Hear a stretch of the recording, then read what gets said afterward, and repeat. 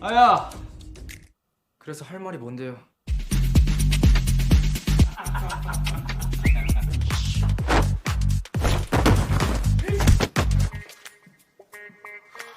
Halo seluruh, kembali lagi di Campur Film, channel yang pastinya selalu menyuguhkan berbagai film-film menarik baik dari dunia nyata maupun dunia goib. Untuk alur drama yang akan kita rangkum kali ini akan sedikit menarik seluruh, berjudul The Chairman is Level 9. Masih dalam tema pergelutan tapi agak sedikit berbeda. Bercerita tentang seorang anak SMA yang sangat badung, suka membuat onar dan suka gelut, tiba-tiba mendapatkan warisan tak terduga dari ayahnya. Ya, ternyata dia adalah anak dari seorang konglomerat. Saat ayahnya meninggal, dia diwariskan sebuah sekolah ternama, terbeken dan ter lainnya. Namun karena selama ini dia sangat membenci ayahnya semasa hidup, bukannya senang mendapatkan sebuah warisan, dia malah berniat untuk membalas dendam kepada ayahnya dengan berusaha menghancurkan sekolah tersebut. Namun siapa sangka ternyata sekolah yang diwariskan kepadanya itu tidak seperti sekolah pada umumnya. Walaupun dia sangat jago gelut dan ditakuti banyak orang, nyatanya dia bahkan sangat kesulitan untuk mengalahkan anak-anak di sekolah tersebut. Jadi kira-kira apakah misinya untuk menghancurkan warisan yang diberikan kepadanya akan berhasil? Mari langsung saja kita simak ke alur filmnya. Dan ini dia The Chairman is Level 9 Part 1.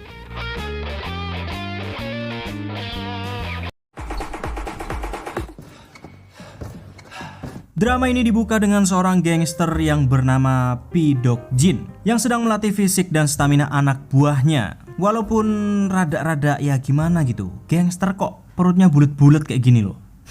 Meskipun tampangnya tidak sangar-sangar banget, tapi nyatanya dia adalah seorang gangster yang cukup ditakuti di daerah tersebut. Dan ketika masih melatih anak buahnya, tiba-tiba putra sematawayangnya datang dengan wajah yang sudah babak belur karena tidak terima putranya sampai bonyok. Ia pun mencari orang yang telah menghajar anaknya. Dan ternyata dia hanyalah anak SMA biasa dengan wajah polosnya.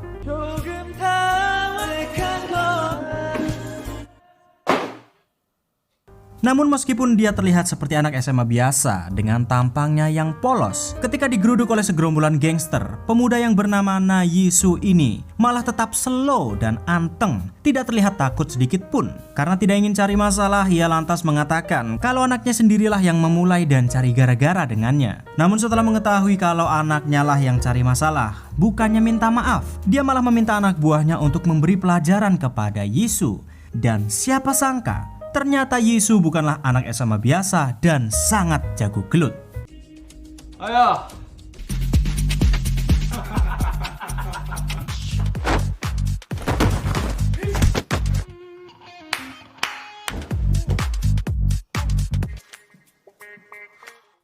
Keesokan harinya ketika Yisu sedang duduk manis di apartemennya, tiba-tiba pengacara ayahnya yang bernama Huang datang untuk memberikan kabar duka. Rupa-rupanya ayah Yisu beberapa hari yang lalu mengalami sebuah kecelakaan dan tewas. Namun bukannya sedih atau bagaimana setelah mendengar ayahnya tiada, dia malah biasa-biasa saja menanggapi kabar tersebut. Rupa-rupanya Yisu ini sangat membenci ayahnya semasa hidupnya, karena selama ini dia bahkan merasa sebagai anak yang tidak dianggap. 그래도 가시기 전에 많이 보고 싶어 하셨습니다. 끝까지 쿨한 척이시네. 그 사람을 아직도 그렇게 모르세요? Entah sekejam apa sebenarnya ayah Yisu sampai membuatnya sangat benci kepadanya. Tapi meskipun dibenci habis-habisan oleh anaknya, ternyata sebelum meninggal ia menitipkan sebuah hadiah kepadanya melalui pengacara Huang. Sebenarnya Yisu tidak berharap apa-apa setelah ayahnya meninggal, tapi tetap saja ia mendapatkan sebuah warisan yang dititipkan kepadanya, yakni sebuah sekolah SMA yang bernama Balhae. 유원장입니다. 너에게 남긴다. 아니, 바레고라면 SMA Balhae ini adalah satu-satunya yang paling top, paling elit dan paling berkelas di antara sekolah lainnya, di mana setiap murid Balhae selalu mendapatkan juara di setiap bidang pendidikan, dari olahraga, sains, akademik, dan lain-lainnya. Bahkan saking topnya sekolah ini, siapapun lulusan dari sekolah Balhae akan langsung diterima kerja dimanapun, di dalam negeri sampai luar negeri. Wah, keren coy. Namun setelah mendengar sekolah ini diwariskan kepadanya, bukannya senang, Yisu malah menolak dan meminta agar warisannya diganti. Walah ndol-ndol, mbok pikir iki opo? Warisan kok njaluk diganti-ganti loh, bocah gemblong memang. 아무튼 전 이딴 거 필요 없으니까 Dan karena memang warisan tersebut tidak bisa ditukar atau diganti dengan apapun, terpaksa Yisu harus menerima warisan tersebut dengan harapan dia akan menghancurkan SMA Balhae sebagai bentuk balas dendam kepada mendiang ayahnya. Walaupun sebelum menerima hak waris secara penuh, Yisu harus memenuhi syarat yang paling ia benci, yakni Yisu harus menjadi murid SMA di Balhae dan lulus dengan nilai sempurna. 내가 좆되게 만들어줄게. 학교법인 발해학원의 이사장직은 Tidak lama kemudian Yisu lantas pergi ke SMA Balhae untuk menjadi murid pindahan. Tentu dia terpaksa melakukannya untuk memenuhi syarat menjadi presdir di warisannya. Karena memang Yisu adalah tipe yang begajulan, badung dan suka gelut. Di hari pertamanya masuk sekolah, ia lantas mencoba menakut-nakuti para siswa dengan mengatakan kalau mereka harus tunduk kepadanya dan dia akan menguasai seluruh sekolah Balhae. Namun setelah mendengar ancaman dari Yisu, bukannya takut, mereka malah menganggapnya sedang berpidato. 오늘부터 바래고 내가 먹으려고 하는데 들이 없지.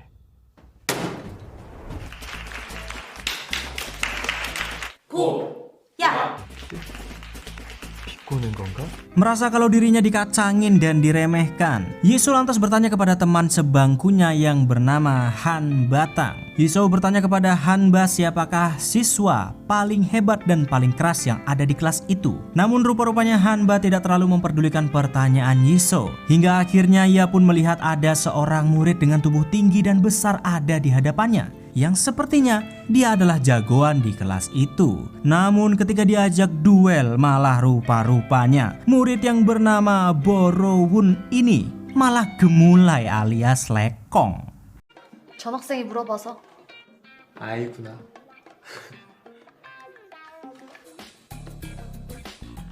Di saat Yisu bingung dengan para murid di kelas tersebut, tiba-tiba ada satu murid yang terlihat sangat cupu yang bernama Hokyu menghampirinya dengan membawa sebuah roti. Ternyata maksud Hokyu bolak-balik memberinya roti karena ingin mengajaknya berteman. Namun karena Yisu sangat terganggu dengan kehadiran Hokyu, dia malah melempar roti pemberiannya karena merasa sikap Yisu sudah sangat keterlaluan. Hanba yang sedari tadi diam pun terganggu dan malah mengajaknya duel. Ya, siapa sangka Yisu malah harus gelut dengan seorang wanita.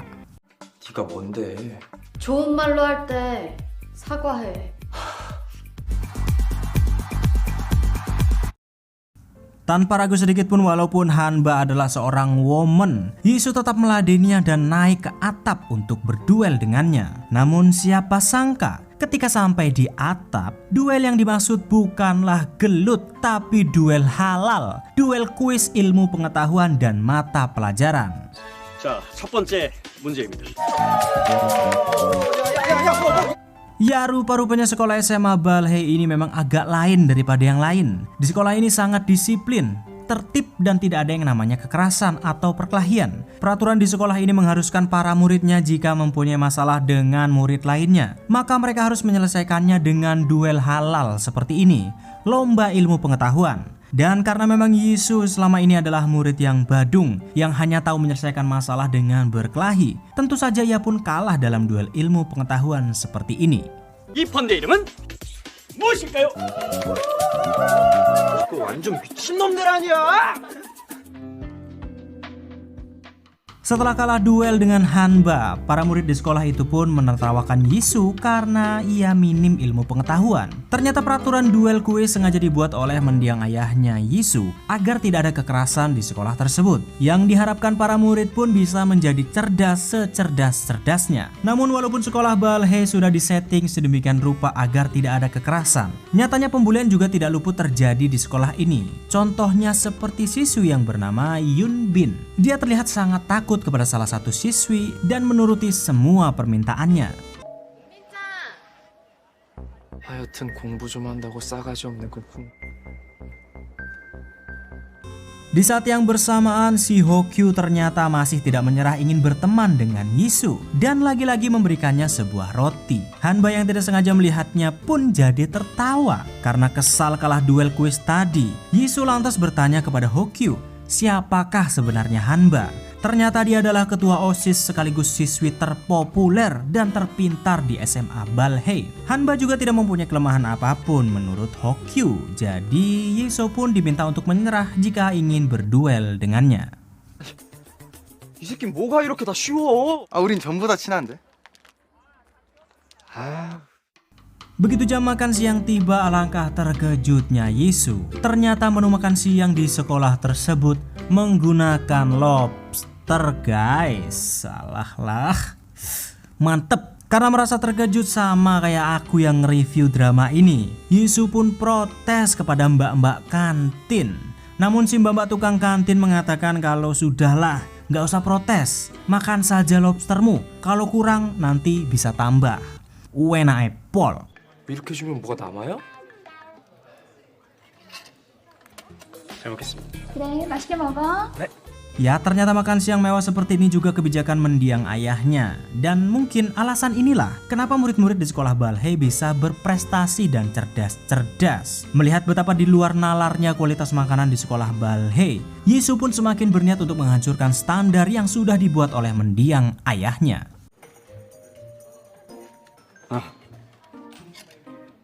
아무리 봐도 좀 이상하지 않아? Dan benar saja keesokan harinya Yisu lantas mengganti menu makanan mewah di sekolah Balhei dengan menu makan siang ala-ala militer. Bahkan langsung diawasi oleh anggota militer itu sendiri. Ternyata Yisu bisa merubah menu makanan tersebut karena sudah menelpon kepala sekolah dan protes kepadanya tentang betapa borosnya anggaran untuk makan siang mereka. Tentu Yisu bisa melakukannya karena dia adalah presdir baru di sekolah Balhei. Namun tentu saja sang kepala sekolah tidak tahu kalau Yisu adalah presdir baru mereka. Tapi yang mengejutkannya ternyata setelah menu makan siang itu diganti dengan makanan seadanya ala militer, para murid tajir di sekolah tersebut tidak ambil pusing. Mereka malah membawa koki sendiri dari restoran bintang 5 untuk menyediakan makan siang mereka. Agak lain memang anak orang kaya, guys.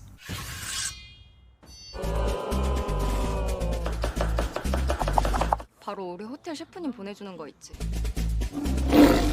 Tepat di saat para murid tajir ini menyaksikan sang koki bintang 5 memasak, Yunbin yang tidak sengaja lewat tiba-tiba dipanggil oleh siswi yang bernama Ko Sera. Namun bukan karena Sera ini baik, ingin menawarkan makan siang bersama, tapi ternyata dia ingin membuli Yunbin di depan semua teman-temannya. Rupa-rupanya Yunbin ini adalah anak orang miskin yang beruntung bisa masuk sekolah Balhei berkat bantuan dari ayahnya. Yang ternyata ayah Yunbin sendiri diketahui bekerja di perusahaan milik Sera. Jadi ya begitulah, mentang-mentang ayahnya karyawan di perusahaan bapaknya, Sera ini malah merasa berhak menghina Yunbin. 오, 얼마 받는데? 저 세라야 잠깐만 하는 게 예의야.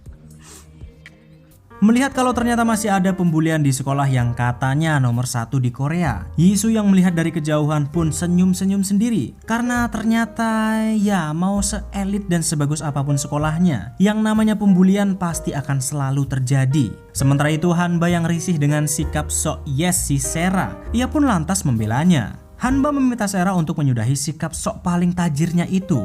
Namun di sisi lain, ketika Sera dan Hanba masih bertengkar, ternyata Yunbin yang sudah tidak tahan dengan pembulian yang selalu ia terima, ia pun lantas memutuskan untuk bunuh diri. Dan 이거 네 거 아니야? ya, tiba-tiba entah dari mana Yisu sudah berada di atap sekolah. Namun kedatangannya bukan untuk melarang Yunbin bunuh diri. Dia malah dengan entengnya mengatakan kalau mau bunuh diri ya udah lompat sana lompat. Aku nggak peduli karena yang kupedulikan sekolah Balhei harus hancur. Walaupun terkesan kejam, ternyata Yisu hanya ingin mendengar ceritanya kenapa Yunbin sampai memutuskan untuk bunuh diri. Karena menurutnya walaupun dibully kan tinggal dinikmati saja. Toh dia juga nggak rugi karena bisa menikmati hidupnya sekolah di tempat yang mewah.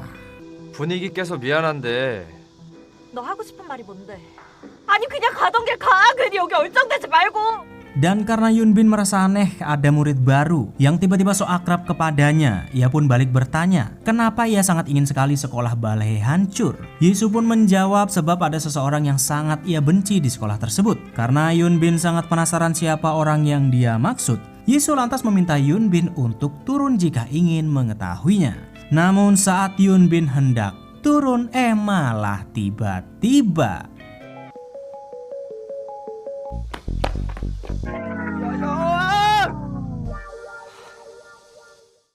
Setelah kejadian itu, ia pun jadi bahan pembicaraan karena adegan penyelamatan Yoon Bin yang sangat romantis. Seluruh murid-murid di sekolahnya pun sangat kagum kepadanya. Pokoknya Jisoo jadi trending topik di SMA Balhae. Hingga pada akhirnya Yoon Bin yang sudah diselamatkan pun mulai kesem-sem dengan Jisoo. Mereka jadi semakin dekat walaupun belum mengenal satu sama lain. Bahkan yang biasanya Jisoo jutek, dia tiba-tiba malah mau memberikan nomornya kepada Yoon Bin. Sepertinya Yoon Bin mulai menyukai Jisoo. 넌 진짜 좋은 애인 것 같아.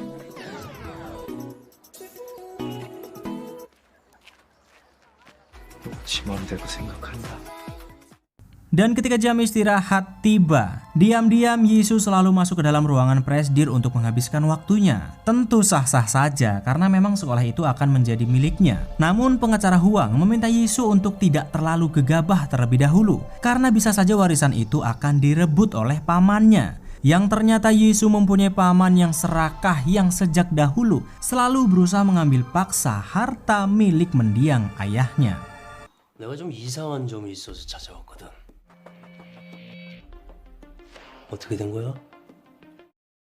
Di tempat lain, tepatnya di sebuah diskotik, sekelompok pemuda yang saat itu sedang mabuk-mabukan membicarakan Jisoo yang tidak pernah lagi kelihatan batang hidungnya. Rupa-rupanya mereka adalah musuh Jisoo di sekolah lamanya. Namun ada yang coba-coba cari keuntungan. Seorang pemuda yang bernama Dae-hee ini mengatakan Jisoo tidak pernah nongol lagi karena dia sudah menghajarnya habis-habisan sampai Jisoo bersujud-sujud minta ampun katanya. Ternyata Dae-hee ini berbohong karena dia adalah anak si gangster yang di awal episode tadi. Yang nyatanya dialah yang dihajar habis-habisan oleh Jisoo. Rupa-rupanya dia hanya tidak ingin dianggap sebagai pecundang dan mengatakan sebaliknya. 너희도 뭐 필요한 거 있으면 언제든지 말해.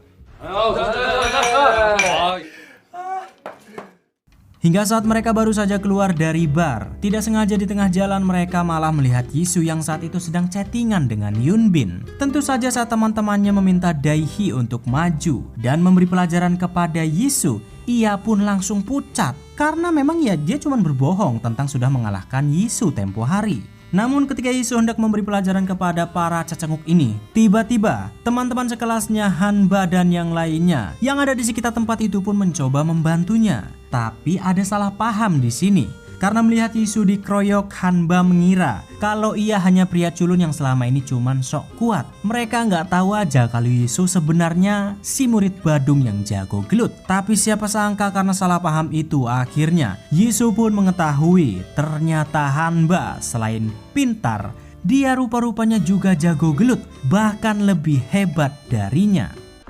마지막 경고야. 어쩔 건데?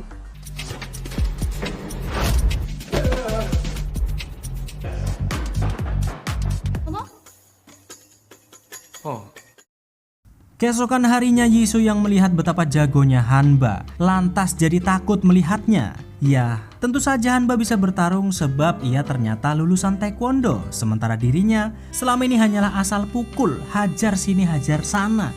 Yang penting menang, dah kelar. Dan lagi-lagi Hanba pun masih mengira kalau selama ini Jisoo cuman sok kuat karena jadi korban pembulian di sekolah lamanya. Dan di saat yang sama Yoon Bin yang terlihat sangat sumringah tiba-tiba datang menghampiri Jisoo dengan membawakan sebuah bekal yang tentu Hanba pun mengira kalau mereka sudah menjalin hubungan khusus. 배만 됐어. 또 괜찮으면 같이 점심 먹을래? 괜찮아? Sementara itu di ruang guru ternyata para guru di sekolah Balhae sudah mencurigai Jisoo kalau dia adalah presdir baru di sekolah mereka. Tentu mereka bisa menyimpulkan demikian karena waktunya bertepatan dengan kematian presdir lama dan kedatangan Jisoo yang tiba-tiba. Apalagi sejak kedatangannya, sekolah Balhae jadi berubah 360 derajat. Dari tiba-tiba ada guru baru yang mengajar etika, ruang perpustakaan dijadikan diskotik, sampai menu makan mewah mereka yang diganti dengan makanan ala militer. Namun tentu saja itu semua cuman asumsi, karena menurut mereka ya nggak mungkin presdir baru masak seorang bocil. 무슨 관계는 아닐까요? 그럼 혹시 Ketika jam istirahat tiba, Yisu dipanggil oleh pengacara Huang untuk mewanti-wanti dirinya agar mendapatkan nilai baik selama menjadi murid di sekolah Balhae. Karena syarat agar ia bisa mendapatkan warisan tersebut, ya memang Yisu harus lulus dengan nilai yang bagus. Mendengar semua syarat itu, Yisu pun menolak karena dia memang entah kenapa sangat tidak suka dengan sekolah. Hingga saat hendak pergi, tiba-tiba pamannya mampir ke sekolah Balhae untuk menemuinya. Namun Yisu langsung dengan ketus menghina pamannya yang sangat serakah, yang selalu ingin mendapatkan harta mendiang ayahnya dengan cuma-cuma. Tentu dihina oleh seorang bocil, pamannya pun langsung naik pitam. 사생활이 커버 못 칠 정도로 더럽고. 뭐 임마? 이 새끼가 미쳤나 진짜. Dan alasan sebenarnya kenapa Yisu sangat membenci sekolah dimulai saat ayahnya masih hidup. Ternyata sejak dahulu ayahnya tidak pernah membelanya sedikit pun. Ya memang benar, Yisu ini selalu membuat masalah di sekolah karena selalu saja berkelahi dengan murid-murid lainnya. Namun tidak 100% semua salahnya. Sebab Yisu berkelahi juga karena membela teman-temannya yang dibully, atau malah para pembuli itu yang terlebih dahulu menantangnya. Namun tetap saja ayahnya tidak mau tahu dan dengan tegas mengeluarkannya dari setiap sekolah. 다 지 맘대로 해도 되는 거냐고! 제가 잘못 고르신 탓입니다. Setelah berkali-kali pindah sekolah dan dikeluarkan oleh ayahnya sendiri, Yisu pun jadi semakin brutal. Setiap kali sedang emosi, tidak peduli siapa yang ditemuinya di jalan, mau itu anak seusianya atau bahkan orang dewasa sekalipun, ia selalu melampiaskan emosinya itu kepada mereka. 내가 뭘 잘못했는데 왜?